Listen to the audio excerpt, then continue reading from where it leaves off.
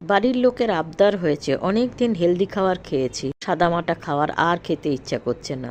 লাল লাল ঝাল ঝাল মাংস খাবে। ফুটন্ত তেলে 2 চামচ রেড চিলি পাউডার দিয়ে একটু লাল করে নিয়েছি। তারপর এটা মাংসের মধ্যে ঢেলে দিয়েছি। আদা রসুনের পেস্ট। এবার এটা খুব ভালো করে মেখে ম্যারিনেশন করে রেখে দেবো প্রায় আধ ঘন্টা। মাংসটা রান্না করা খুব ইজি। মাংসটাকে লাল করার জন্য এই ম্যারিনেশনটা খুব জরুরি। অন্যদিকে একটা পেস্ট বানিয়ে নেব কাজু, কিশমিশ, পেঁয়াজ, কাঁচা লঙ্কা, টমেটো। এর মধ্যে 1 চামচ চিনি দিয়েছি, এটাকে ক্যারামেল করে নিলাম। এরপরে ফোড়নও দিয়েছি বেশ কিছুটা রসুন। পেঁয়াজের পেস্টটা বানিয়েছিলাম সেটা দিয়ে দিলাম।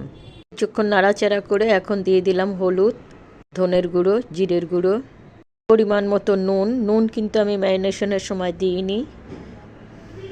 মশলাটাকে একটু জল দিয়ে ভালো করে কষিয়ে নেব। এখন যে চিকেনটা ম্যারিনেশন করে রেখেছিলাম সেটা দিয়ে দেবো। এখন টেস্ট অ্যাকর্ডিং আবার একটু নুন আর চিনি দিয়ে দিলাম। হাই ফ্লেমে বেশ কিছুক্ষণ একটু কষিয়ে নিয়েছি। এবার স্লো ফায়ার করে ঢেকে দিয়েছি। 15 মিনিট ঢেকে রেখেছিলাম। দেখুন কত সুন্দর কালার এসছে। রুটি, লুচি, পরোটা দিয়ে জমে যাবে।